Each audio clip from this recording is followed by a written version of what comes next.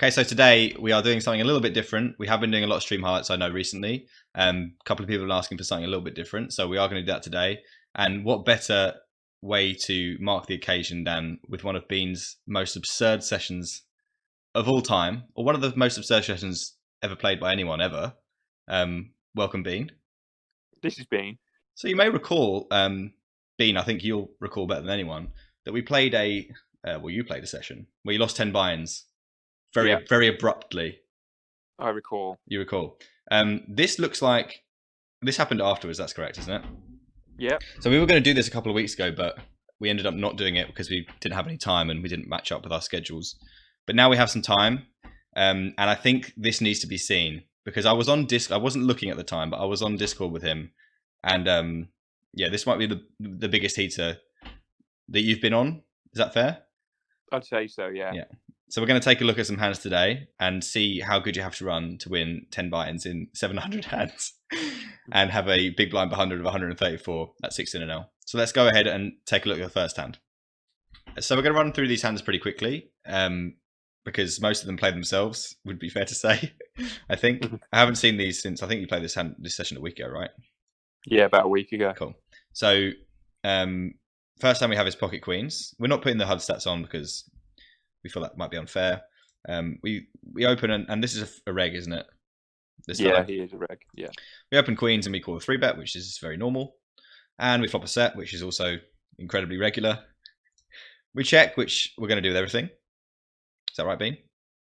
Absolutely.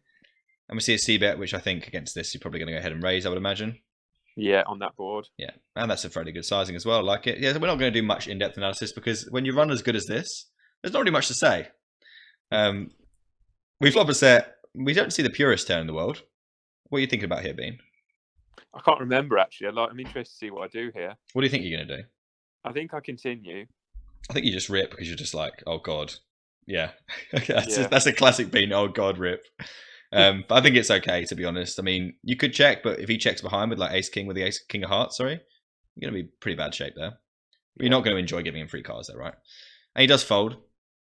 But yeah, that's the start. Yeah. That was a small pot-ish, but we have some much bigger ones coming up, so we'll dive into the next one straight away. So our next hand is 5-4 of clubs, and someone min opens under the gun. Don't recommend that in anti-games. Obviously, the antis are gone now, but what do you think about here, then? I mean, I know that you're a bit loosey-loosey, but you can't be all loosey-goosey raising an undergun race with 5-4 of clubs. I think because I'm in position, I'll probably just take a flop. Okay, you're taking a flop. I mean, don't necessarily agree with this, but we are you, so I mean, if we're going to run this good, we may as well have a pop. Remember, not doing too much analysis today. We're having a bit of fun. Yeah. I can't imagine a world in which you don't pop off a 7 here, so I guess we're going to call. Or a 3. 3's even better. Are you just thinking about calling here, not doing any bluff raising? I don't know. I could go either way with this one. I can't remember what to do. You don't remember much, do you? No. What do you think? It was a week ago. I think you could probably just go ahead and call here. I don't mind raising. Let's see. Raise. Yeah.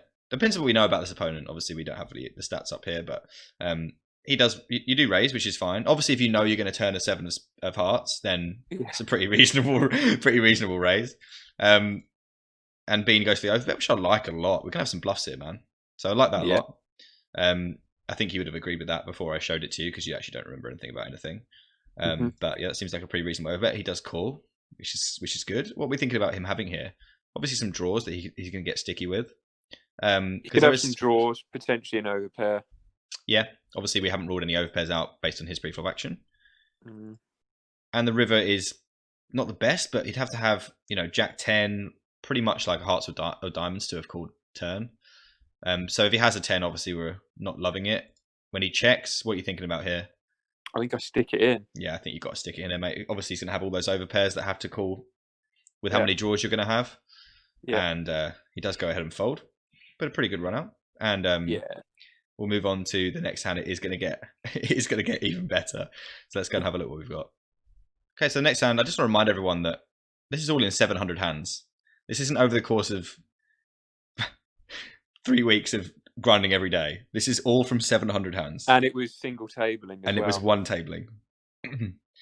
So we open up and we get 3-bet by a reg that we don't necessarily respect. Is that right? Yeah. And sorry if you're watching, Mr. Dolmer. We call it a 3-bet, which I think is reasonable this deep. I mean, 328 deep.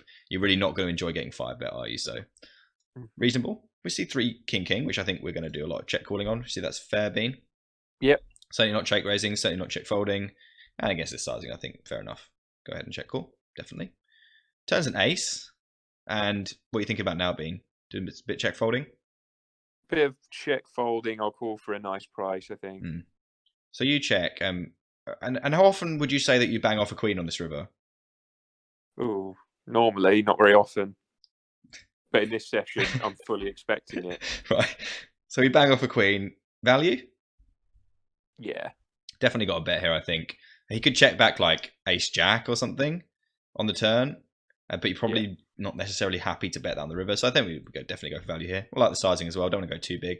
He's probably going to bet all his kings on the turn. So we're looking for value from an ace. I don't think we can go too big against that. So he does call.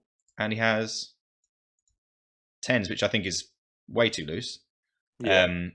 3-bets pre is fine. His c-bet is fine. I think his turn check is very, very standard. And I think the river's a fold. You agree? Yep.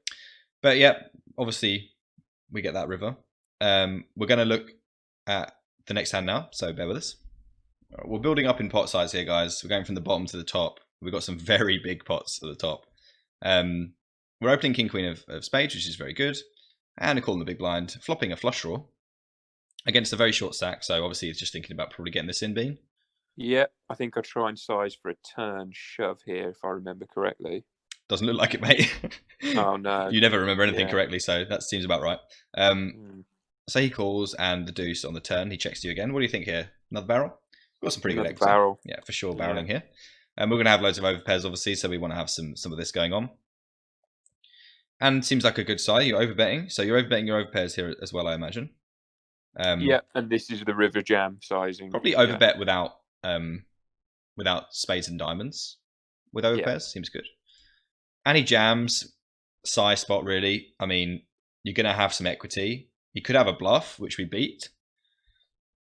And you're never going to be dead, really, unless he has, obviously, a full house.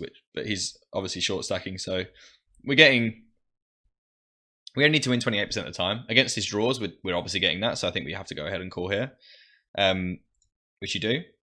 Mm-hmm. And he ends up with the jack 4 of spades. So you had your money in pretty good there. Put a pretty good spot. Let's go and grab the next hand. So in this next hand, we've got ace king off in the big blind. Looks like a short stacker's opening, and we're going to obviously 3-bet. Any reason for the bigger size against a short stack? Just think he's not folding much. I'm trying to pressure him to jam here because I just want to get it in. I'm perfectly happy getting this in against him. And you think he's probably going to overcall, right, against bigger sizes? He does call. Pretty pure board for you. Yeah. What do you think here? What are you thinking? Continue. I mean, I've got the ace of clubs as well, so it's nice. Sizing for turn? Yeah, I think I do size for turn. I think I go small, yeah. I don't mind him going smaller here, but that's fine. Yeah, I could have gone slightly smaller. And we have a very tough decision against against that sizing. And he has the king 10 off, which is obviously a standard with 50 big blinds to open and call a 3-bet for 13 big blinds. Seems good. So yeah, another very standard hand, but we are getting to the more interesting stuff now, so do bear with us. So another ace king offsuit here, and we're going to isolate a limper for 5 bigs. That seems good. Very deep. Oh my god, we've got 1,000 bigs. This must be towards the end of the session. 1,000 bigs. And 2 callers, one from Dolmer and one from another guy, which I can't pronounce, who donks. Now, what are you thinking now? I think I just flat here. I think it's a definite spot for just flat, because obviously if he continues, he's probably going to have lots of 5s and 4s, right? Yeah. I mean, he's not going to have it in this session because, you know, you had it every single time. But a call is the only thing we can do here for sure. 7 on the turn. And he bets again. Much more comfortable sizing for us to call. I don't think we can do anything but call.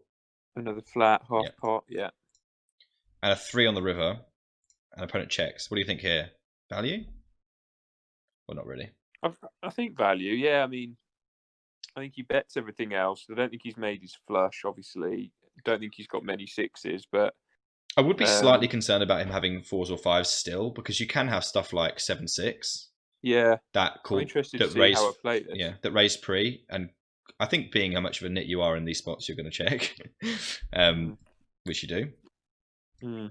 And he has 10s. His play is beyond bad, but you know, good for us. I think you played your hand fine. You're probably not going to get too much value. Like obviously, you're targeting like King Queen if you're betting. Yeah, blocking that is not ideal, obviously, but you can maybe go for value here. But I think he may well nit check this deep with 4s or 5s. Be interesting to see what people think about this. I'm sure Hurley will have something to say. Let's go and look at the next hand. So on the next hand we have Ace 3 of Hearts, and we're starting to get into the super run good now. We've just seen like the mild run good, which is like still pretty good run good in 700 hands, but now we're starting to get into the mega run good. Any reason for the check back here, Bean? Just not. Oh, it's your nemesis. Oh yeah, Monty Don. I could raise because it's suited. I just don't really like to get out of line with Ace 2, 3, 4. And when you know you're going to make the nut flush more often than not, you don't really need to raise, do you? Yeah, exactly. So we check to Monty Don, and he fires. Check raising? Usually, yeah. I mean, I have got some info on this guy that I've tagged him because he just barrels into me all the time. Yeah. So that plays into my hands in this hand, I think. So you're going to go for just a call then, off that basis? Yeah, I would come over the top. Okay, so we're using some information there. We don't seem to blink the flush on the turn, Bean. I don't know what's going on here, but he does bet the turn, and I guess you're just calling again, same reasons as the flop. Got a bit more equity. So yeah, but he's not bet a lot there. He's not really going to do much folding though, is he? If you've got that info on him, so I don't mind just calling, waiting to blink, because you're not going to have trouble getting value anyway when you do make. I do just flat here, yeah. Flatting. Yeah. Obviously banging off the nuts on the river. I think I remember this spot. Yeah, I just exploitatively check that river because I know that he's got it in him to just barrel his entire stack. Do you want to tell the viewers what you did here on the river? Oh yeah, I did slow rolling. We've got some history, and I don't know. I think I was firing tissues and rockets and all sorts at him at this stage. It's just pretty naughty of me, but look, I don't get the chance to do it very often. Yeah, I think it's a very reasonable plus EV spot to be throwing tissues, and I think you threw some shit, didn't you, as well? I think I did throw some shit, yeah. Anyway, after a full time bank, you come out with the call, and surprisingly enough, you're good against a straight. So, a very nice hand, and very well slow rolled as well. Thing is, he was flinging things back at me, so I think he thought he was good. Yeah, obviously when you're tanking, he thinks he's good, right? Right, let's go to the next hand.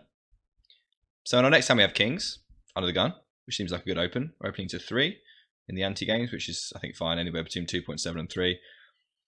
Weaker player looks like on the button, going to call, and then an unknown on the big blind. Not the greatest flop, 3-way. What are you thinking here? Yeah, just continue for just over half size. And when you don't get raised, you're pretty happy with that, and that's a fucking fantastic turn, obviously. Less likely he has a set, obviously would probably raise a lot anyway. We do block hearts, but other than that, we're definitely happy to be betting again. Yeah. Especially against this kind of opponent, it's going to be very sticky. The purest run out of all time. Just jamming for value, yeah, against this opponent. Yeah, just hoping. He's never going to be able to fold or a jack or an 8 here, I don't think, this guy. We rip, and he calls, and he does have the jack 7 off. So yeah, not the worst run out in the world against jack 7 off. But yeah, let's have a look at the next one. So the next time we have aces, and we're starting to get into super run good territory and massive pots. We 3-bet an under the gun short stacker who calls, and we see king 8. What do you think, Bean? Yeah, I mean, I think I continue, but obviously I'm suspicious of the kings. Okay, well we block I check. Okay. Yeah, I think we can just continue against this guy. He's in the call with like 9s and 10s and 9-8 or something. He checks behind, and the jack on the turn. I think we can start betting now. Yeah. I don't know what you're doing here, Bean. You've got 1,000 bigs in front of you. Conservative, yeah. And he checks again. And we bang off the top boat on the river. And we go for a bet. Which is fair. And he just rips it all in. This is a tough spot, obviously. What are you thinking about when he rips it in here? Slow rolling or? No, I've got no history with this guy. I think I just snap. Yeah. And he has the He has the king jack, so a very reasonable double check, and then just a very standard river. Would you say? Absolutely, Yeah. and he's checking because he's locked the whole board and doesn't want to scare me away. Yeah. And I just bink one of two cards. And he also thinks, how could he possibly have aces, right? Because you checked flop and turn. Checked twice. Yeah. And this was actually the final hand of this night, I think. Oh, right. You're ending up with 1,080 bigs. Yeah, that's what I ended on. Obviously, it's not the biggest pot of the night, which is why it's not the last hand in this video. But I remember ticking the box before this hand saying this is the end of the session. Then that happened. I was pissing myself. It was like, no, don't go. You've still got more run good. Yeah. Anyway, we're starting to get into some serious territory now. So let's go and have a look at the next one. Okay, so just to remind everybody, this is all in 700 hands, just in case that went unnoticed at some point. We're opening queens on the cutoff, and the button puts us in a really tough spot, and with 5 big blinds. Obviously, 4-betting here, Bean. Yeah. Lovely. And he calls the 4-bet, and pretty reasonable flop. We're going to be c-betting and probably sizing for turn. Yeah, I think I do. You don't? No, keep it small, right? Yeah, I think you can probably size for turn here with the queens. And he min clicks. Now, what do you think? Get it in now or Queen of Hearts? I think I do get it in now. Yeah, I think with the Queen of Hearts you can probably slow play, or not get it in now because he's going to have less draws. But I think against this particular opponent, we're happy to just go with it straight away. And he does call, and he has the 10 jack offsuit. So min click 3-bet, call a 4-bet, stack off on jack high board. Seems pretty reasonable. Not the most run good hand in the world, just against a fortunate spot against a bad opponent. But let's have a look at the next one and let's start to really heat it up. So into our last 4 hands now, and Bean opens the cutoff again with pocket queens and gets tiny 3-bet again by the button, and again we have a very standard 4-bet, and our opponent calls. That's very strange, isn't it? Decent flop. Not going to be doing this with 5s, 3s, and deuces very often. Obviously, if he has it, then he has it. And starting small, I think, is reasonable. We can't really size for turn here unless we go massive, and I don't think that's appropriate. He calls. What do you think about this turn? I think it's fine. I mean, obviously, I've got the Queen of Spades just in case he's got a set, but I think I'm safe to continue here. I don't think I check it. And of course, in classic Bean fashion, you do check. I think you can check here with the Queen of Spades. I don't mind checking here with the Queen of Spades. You don't need as much protection, and you might get him to go crazy with something. We're not doing any folding anyway, right?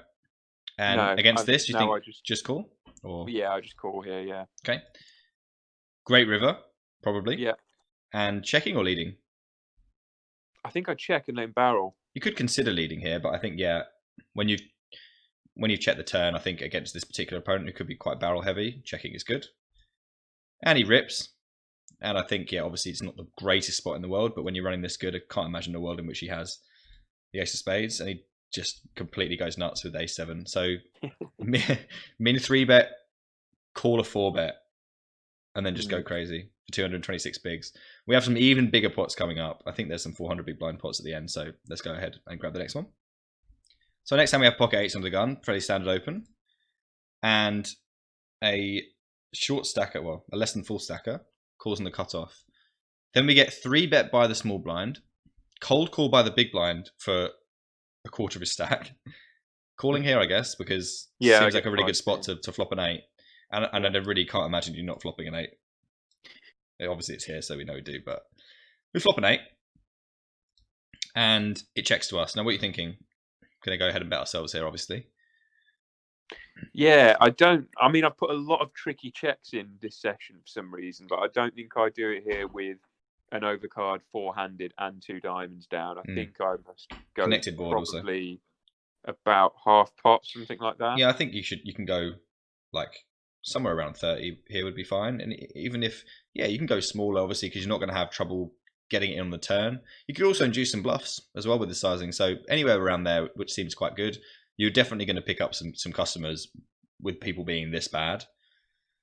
Obviously, the small blind's probably fine, but the other two. this guy calls and the other guy calls. So it's pretty much exactly what we wanted, right? Yeah. And the 5 doesn't change much. 6-9 got there, but 6-9 is very tough to have in these spots for both of them.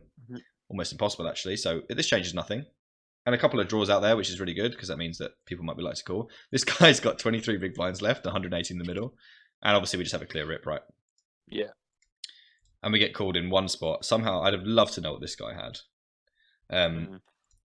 And he has the Queen 5 of spades. So he called our raise and then called a squeeze for 15 big blinds and then stacked off. Yeah. This is 16-L, guys. I mean, I've had a pretty rough session there recently, but there are definitely some, depending on what time of day you play, some very bad players. But yeah, pretty good, nice hand there, Bean. We've got 2 more to look at now, and these are some whoppers, so let's go and grab them. So the next time we have queens again on the button, and Under the Gun opens with 800 big blinds in front of him. We had 350. What do you know about this opponent? Yeah, he had 2 or 3 really deep stacks. I think he had a couple of thousand bigs at least across 3 stacks of chips. So and they're quite aggressive, isn't he? I think he had really aggressive stats as well. Yeah. So cut off calls, and we have a obvious 3-bet here. What are we making this? I think probably something around 16 to 18. Yeah, I don't think I make it that much, but I should do. Yeah. Okay. Yeah, I think we can make it a bit more, but that's okay. Undergun calls and cut off folds. You should probably be calling with most anything here. After calling in the original Razor, maybe he's concerned about playing a 900 big blind pot, which is reasonable. But then just don't call. Okay, flop. Obviously, he can have jacks, probably 3s and 5s this deep as well, and he donks.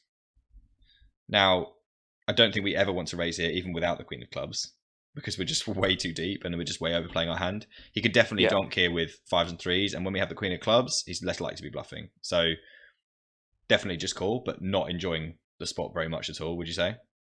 Yeah, I mean, I don't mind it because I've got an overpair, and I think I do just flat. I hate it when people donk because they usually do it with, if they do it, they'll do it with either air or really strong hands. But because this guy's so deep and aggressive, I'm okay with it. So I think I just flat. Okay. What would you say would be a reasonable turn card to see? Oh, I'd love a nice little queen. All right, then go on. Oh, yeah. A little Queen of Diamonds on the turn for the nuts. Yeah. And he decides to barrel again. Now, what are you thinking about this spot? I mean, we are 317 blinds deep, and he's barreled the I'm really interested to see what I do here. I think this decision's a very clear call. I'm in position, so I think I will just call. If I was out of position, I'd be very tempted to raise. Against jacks, you're going to get the money in on most rivers anyway. 5s and 3s, obviously. If you were to raise here, I don't think you have King 10 of clubs or anything like that. I don't think you're going to have any hands apart from queens and jacks that you're going to want to raise here. So I don't think you can ever raise here. At this deep, you're going to be just way too value heavy, I think. So calling is the only thing I want to see you do here, which is what you do, which is fine. The most perfect river I've ever seen, unless he has 5s. And he barrels again. Wow, massive barrel. So donk, barrel. And Bean's just in a very, very tough spot here. What are you thinking about here, Bean? I do, yeah. I go in the theatre tank for a little while. We're really just thinking about Vegas and the fucking Mirage. Yeah, I think I rip it. You think you rip it? Yeah, I don't think he calls, but I think I rip it after about 45 seconds or something. I'm glad to know that you're ripping this. We do go all in with the second nuts, which Bean thinks he's ripping, and our opponent folds. I think he well could have folded pocket 3s here. Yeah. Not jacks. I think he calls jacks. I think he folds 3s. I think that's fair. But the thing is, even with jacks, this is a pretty ridiculous spot with jacks. This is why people don't play this deep. Because what do you do with jacks in his spot? Just throw up? I mean, I'm never getting away from jacks, but yeah, I think you're very wary. I think we need to be able to be bluffing here for him to be calling us with like 3s. I don't think 3s you can ever call. I think jacks is like sickest spot of all time. If you're going to bluff here, then you should bluff like Queen Jack in your situation. That seems like a very reasonable bluff because it means he's going to have pocket 3s more often than not. And I think he should definitely fold pocket 3s. Yeah, that's fair? Yeah. Cool. And then jacks, I think you just be sick and then throw your monitor out the window. We've got one more hand, which is even bigger than this one. So let's go and have a look at that one to wrap up. So in our final hand, we We've got pocket kings. I can't quite believe, looking back at this is all in one session of one tabling 16. After what I've seen recently, like, what do you think on reflection about It'll this never session? happen again. I can't believe this. I remember just feeling like I was going to win every hand, and looking at the graph, I didn't lose any hands worth more than like I didn't lose more than like 8 or 9 big blinds in any hand in the session. I don't think. Yeah, well, unbelievable stuff. Anyway, this is our last hand, the biggest pot of the night, so we must be playing against small blind. We 3-bet. Yeah. Small blind 4 bets, and I think against a 4-bet we're just going to flat. I don't think we should be 5-betting this deep. What do you think? I agree. Yeah, I'm in position. I don't know. I know how I like to play kings and aces. He's not. The thing is, he's not going to get queens in for a 400 big blind pot. He's just not going to get it in.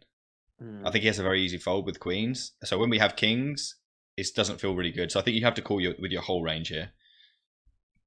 This deep. Okay. You do call. Yeah. Yep. That's about right. So obviously we were excited because he could definitely have aces and he leads, and I don't think we can ever raise. Yeah, because obviously he's going to be concerned about the king. But this is why flatting is so good, because he's not going to give us the king always. He might think we're going to be doing some 5-betting. Yeah, we call, which is fair. Cleanest turn in the world. There are not many non-clean turns, to be fair to you, on this run out. He checks, and I think we have to start betting ourselves. What do you think about sizing to size for river? If we're sizing for river, I'd probably go with something like 20, 23, 24, something, 27. Okay. Yeah, looks good. I think you go a little bit bigger. But, you know, obviously he still has ace king and aces, which aren't going to fold. I think something around here is good. But you could probably go maybe slightly bigger. Yeah. It looks good though. Like, I think maybe only slightly if you're going to go ever so slightly bigger, but I think your sizing's good. We still have the nuts unless he has 6-7, which he doesn't have. And he checks, and obviously we're going to rip it all in and hope he has aces. Yeah. I can't imagine him not having aces if he's calling. If he called with ace king here, I think that's a very bad call. That's an even worse call. So I don't know what he's doing. There's no way you're having anything but... Obviously, you're ripping aces here. He could have kings if you had aces, but I don't know if you had... I recognise this guy's name, and I've played a lot of hands against him, and I think the only explanation I've got is he's got me tagged, but because I just remember his avatar, he's got like... We only have 17 hands against him, though. Yeah, but maybe it's... I don't know, maybe it's another stake or something, but I do recognise playing a lot of hands against him or being in quite a few spots with him, so I think either he's tagged me, or he's seen your work on my YouTube. Yeah, or he's seen my stats, and you know, I don't know, but it does look very light. I mean, if anyone's capable of bluffing here, it's definitely you. Yeah. So if he knows anything about you, then he might have thought about that. Obviously, he blocks the king, and he might not think you rip anything. You don't rip ace king, and he blocks that, and he blocks kings, and you maybe 5-bet aces. So that's probably a consideration, because I don't think you're jamming ace king here on this river. I think that's thin, considering he can have both aces and kings. If he's going to call, then he's really not going to be able to call. You're literally hoping for him to call with like this hand, right? And he's not going to do that very often. Yeah, but I think you're very fortunate to get paid off here, and I think his call is a significant mistake. But that was the last hand. We played 10 big blinds of rake in that hand. But yeah, 400 big blind pot, 2 of them. And now we'll go and talk and wrap up the session. So I hope you guys enjoyed that. Just in case you were wondering whether this was actually all in one session or not, you can see here 721 hands, $154 won, and all the hands that we just did are all here in order from pocket queens upwards, all the way to kings. And this graph is just on another level. And you finished the session on nearly 1,100 big blinds. Yeah. I know it's not gone incredibly well for you since then, but you've made a small rally recently. But like, would you say that's the best you've ever run? I've never seen anything like this. Definitely. I've never run that well in any format of the game. I mean, over 700 hands to have that many, even to have that many like ace kings and aces and queens and kings, but to always have a set as well, or a house, or a straight, like you never didn't have it. ever. I was never in a tough spot. I always knew that I had the best hand. I was always absolutely happy to get my entire stack in. Yeah. Yeah. Incredible, honestly. Let us know what you think about it in the comments. I hope you enjoyed a little bit of a different video today. We will be doing some more stream highlights at the weekend. I've got a particularly disgusting 16NL session, which is nothing like this, to show you in the coming weeks. So I hope you'll enjoy that and my pain. The stream certainly enjoyed my pain, so I hope that you do too. For now, thanks very much for watching. Bean, thanks very much for supplying the most absurd run of hands I've ever seen in my life. No probs. And I'm sure you'll be doing it again because you run best. like God very consistently. But thanks everyone for watching, and I will see you guys on the next one. Thank you.